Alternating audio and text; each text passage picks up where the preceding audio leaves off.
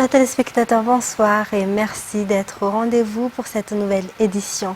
À la une de l'actualité de ce soir, le président de la République, Andry Rajoelina, accompagné de la première dame et de leurs enfants, ont été reçus par le pape François au palais apostolique du Vatican ce jour. Parmi les questions abordées au cours des échanges, la possibilité de rédiger un accord bilatéral entre le Saint-Siège et Madagascar. Il s'agit d'une troisième rencontre entre le Saint-Père et le numéro 1 de Madagascar. Reportage.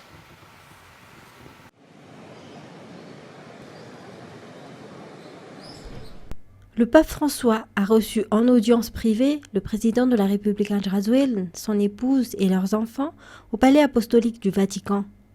Il s'agit de leur troisième rencontre. La première date du 26 avril 2013 au Vatican. Le second, lors de la venue du pape à Madagascar du 6 au 10 septembre 2019. Au cours de cette audience privée, la possibilité de rédiger un accord bilatéral entre le Saint-Siège et Madagascar a été discutée, de même que les diverses questions nationales et internationales, notamment la guerre en Ukraine et ses conséquences globales, les situations de crise affectant le continent africain.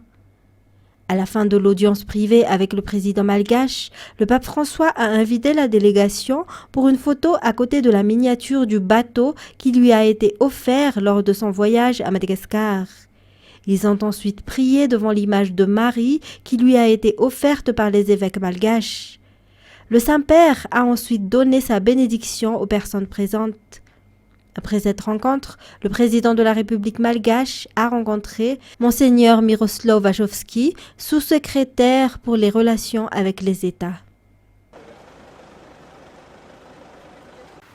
Et Madagascar est prêt à accueillir les Jeux des îles qui se tiendront du 25 août au 3 septembre. Les athlètes s'y sont préparés depuis longtemps, selon les responsables au sein du ministère de la Jeunesse et des Sports.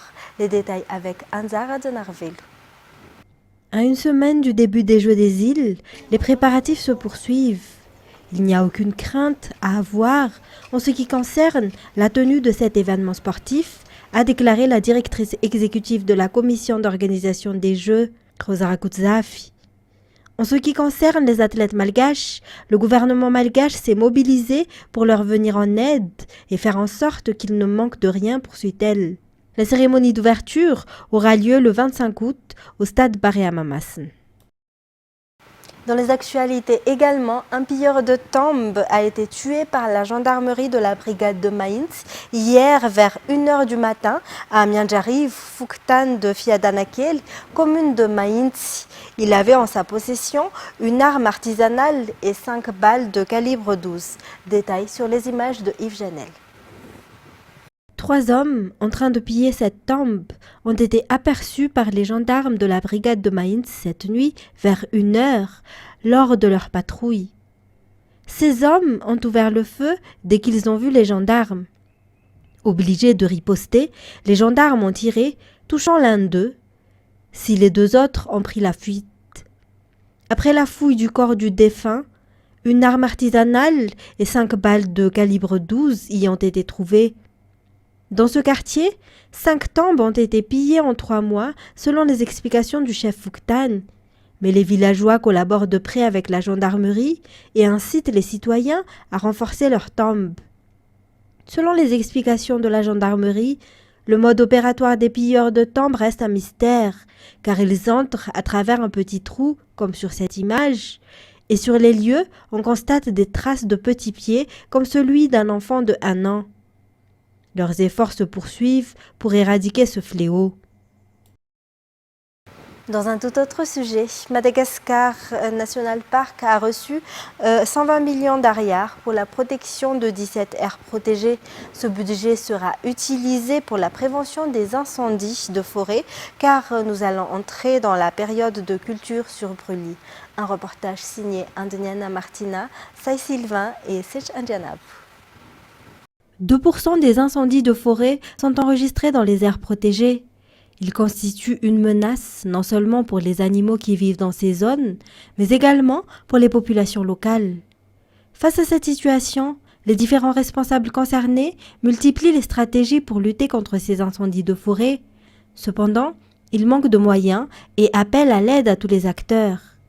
Ils ont alors obtenu un financement de 120 millions d'ariars pour prévenir et lutter contre ces incendies de forêt. Ce budget sera alloué aux 17 aires protégées les plus menacées par la culture sur brûlis, choisies par la Fondation des aires protégées et la biodiversité de Madagascar, ou FAPBM. La signature de convention pour ce financement s'est tenue ce jour dans les locaux de Madagascar National Park. Et puis, il manque 150 000 tonnes de maïs par an à la production de maïs à Madagascar pour pouvoir assurer l'alimentation animale, selon le rapport des éleveurs. Ce manque est un facteur à l'origine de l'augmentation jusqu'à 100% du prix des produits qui proviennent d'animaux. Ainsi, il faut procéder à l'importation de maïs non moulu. Les éleveurs lancent donc un appel aux autorités d'exonérer les taxes sur l'importation de ces maïs. Les détails avec Sai Sylvain, Sech Anjanab. Selon les statistiques de 2022, la production annuelle de maïs à Madagascar est de 260 000 tonnes, un taux en baisse de 40% par rapport à la période précédant l'épidémie de Covid-19.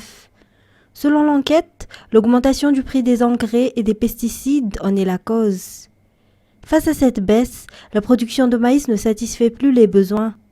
Le prix du kilo sur le marché atteint les 1800 ariars et impacte l'élevage, notamment à travers l'augmentation des prix des animaux consommateurs de maïs. Toujours selon les explications, le gap de production de maïs est de 150 000 tonnes. Les professionnels du secteur de l'élevage suggèrent ainsi d'importer du maïs non moulu. Ainsi, 45 000 tonnes seront d'abord importées pour stabiliser le prix du maïs sur le marché. L'importation n'est qu'une solution à court terme. Les efforts du ministère de l'Agriculture et de l'Élevage se poursuivent pour prioriser la culture, la distribution et la production de semences de maïs sélectionnées. Dans un tout autre sujet, les litiges fonciers constituent les 80% des plaintes reçues par le tribunal d'Abalavao dans la région de la Haute-Matiach. Le ministère de la Justice a rappelé lors de la caravane de droit que l'acquisition de titres est la première garantie en cas de litige. Les citoyens venus nombreux ont également été informés de leurs droits. Les détails. Environ 3000 personnes désireuses de connaître leurs droits sont venues hier devant la mairie d'Abalavao pour la caravane de droit. Parmi elles, Janine, dont son enfant n'a pas d'acte de naissance. Elle a également un problème d'héritage familial. Satisfaite des échanges, elle incite les citoyens à ne pas avoir peur du tribunal. Comme Janine, beaucoup ont un problème foncier. La ministre de la Justice a souligné lors de cet événement que les citoyens devraient connaître leurs droits pour ne pas se faire arnaquer, en cas de litige foncier par exemple. Toutefois, Ranjia Manatena Souland Boulatine a rajouté que la première garantie est l'acquisition de titres fonciers ou de cartes foncières. D'ailleurs, le gouvernement a opté pour la distribution de titres fonciers pour les Malagasy dans tout Madagascar. La caravane de droit se poursuivra demain à Mbouch. Santé à présent, il est possible de prévenir les méfaits du diabète chez une personne diabétique tout en gérant le taux de diabète, en surveillant la tension artérielle, en effectuant régulièrement des sports et en ne prenant pas de drogue. Selon les explications, le diabète peut entraîner la cécité, un accident vasculaire cérébral ou une maladie rénale. Ces informations ont été connues lors d'une conférence de presse à Antirabé dans le cadre de la célébration de la journée internationale pour la prévention du diabète. Détails sur les images de Jameson Ranjanarman à Viva Antirabé. Une personne peut devenir diabétique de plusieurs façons. Cela peut être héréditaire à cause de l'obésité, de la non-pratique d'exercice physique, de la consommation de drogue ou encore de la vieillesse. Une personne doit effectuer un dépistage du diabète au moins une fois par an selon les médecins. Par ailleurs, afin de prévenir les effets secondaires pour ceux qui sont déjà diabétiques, tels que les accidents vasculaires cérébraux, la cécité ou les maladies rénales et bien d'autres, il existe des recommandations à suivre, notamment le fait d'équilibrer les aliments à manger, d'effectuer des exercices physiques au moins 3 fois par semaine et d'arrêter la consommation de drogue. Pour ceux d'Antirabé, le centre de santé Amadia Piste Vatfuti est ouvert tous les jours. Un endroit qui dispose des équipements nécessaires pour le traitement des personnes diabétiques, des médicaments, des sensibilisations pour la lutte contre le diabète ont lieu également chaque mois au sein de ce centre de santé. Chaque année, 2500 personnes y sont examinées et soignées, dont 4% ont moins de 18 ans, tandis que 80% sont des personnes entre 45 et 60 ans, et la plupart sont des femmes. La journée internationale de la prévention du diabète est célébrée tous les 14 août. Pour la région de Vakna Karach, la célébration a eu lieu ce 16 août. Et pour terminer les actualités locales, le pays a besoin de prières. Les Malagasy doivent se repentir et devraient se tourner vers Dieu, d'après le VDFI ou Vunubavaka Dien Finoun devant la presse hier. Il s'agit d'une association de jeunes chrétiens qui prêchent gratuitement l'évangile dans toute l'île. Jean-Claude Ranjamalal, Yves Chanel. Le groupe de prière Vunubavaka Dien Finoun fera le tour de Madagascar en fin de semaine, selon son président. La raison étant de prêcher gratuitement l'évangile aux Malagasy pour sauver le pays à travers l'événement Manjesi Madagascar 2023. Il y aura la prédication des évangiles à travers des chants, mais il y a aussi la prédication des écritures mentionnées dans la Bible selon toujours ses explications. L'événement Manjesi Madagascar 2023 se terminera à l'île Maurice. À l'international, à rebours des principales économies qui luttent contre l'inflation, la Chine est entrée en déflation pour la première fois en plus de 2 ans, plombée par une consommation intérieure à tonnes qui complique la reprise économique. France 24. Ces Shanghaïens sont à la recherche de bonnes affaires. Les enseignes de hard discount sont de plus en plus populaires en Chine. Celle-ci recense déjà 500 magasins dans tout le pays et compte en ouvrir 10 fois plus d'ici 2 ans. Ici, c'est au moins 2 fois moins cher que dans les autres supermarchés. Après la pandémie, mon revenu a diminué. Donc il faut faire plus attention et économiser. Je ne dépense plus comme avant. Des consommateurs prudents et une économie ralentie. 8 mois après la fin des restrictions sanitaires, la reprise se fait attendre. La Chine est même entrée en déflation. Depuis des mois, les autorités tentent de stimuler la consommation cet été avec des festivals et des marchés dans tout le pays, mais ça ne prend pas et les commerçants sont inquiets. Mon chiffre d'affaires a énormément baissé. C'est tout juste un tiers du niveau d'avant la pandémie. Ça suffit à peine pour survivre. Les affaires vont mal. On voit que les gens réduisent au maximum leurs dépenses. Épargner, c'est même devenu tendance sur les réseaux sociaux. Les internautes partagent leurs astuces pour dépenser le moins possible, comme cette influenceuse.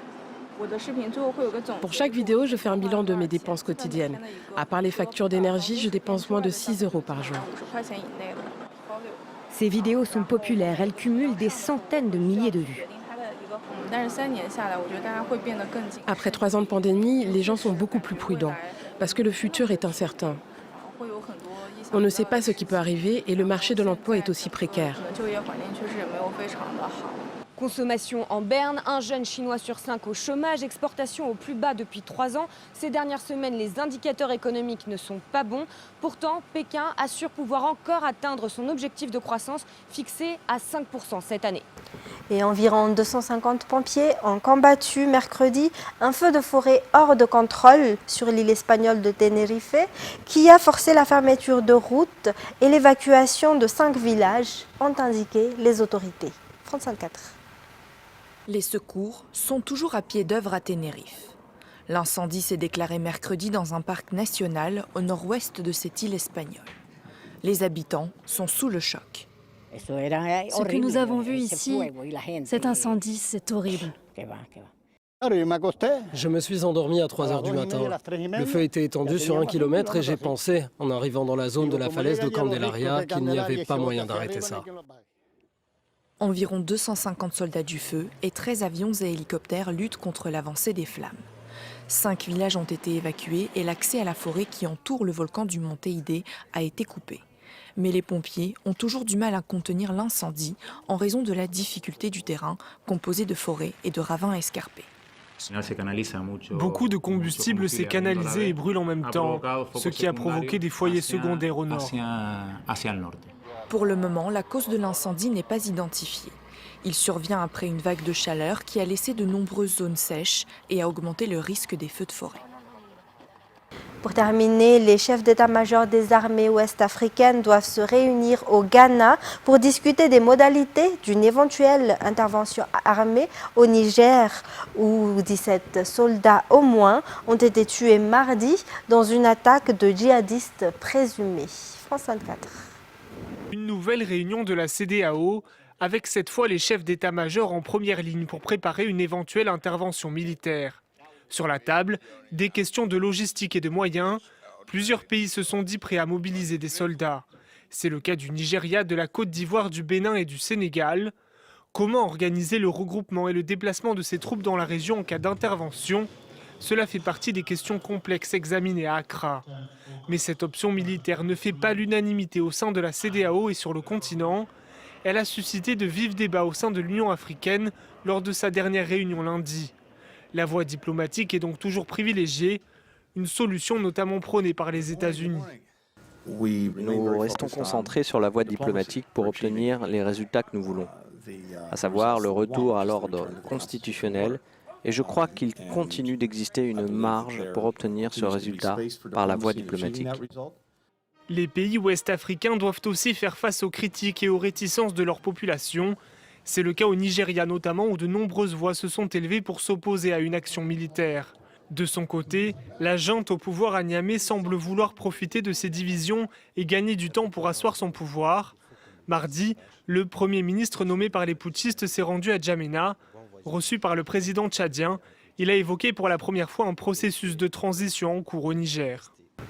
Ainsi s'achève cette édition. Merci à vous de l'avoir suivi. Toute l'équipe vous donne rendez-vous dès demain pour de nouvelles actualités. Au revoir et bonne soirée sur Viva.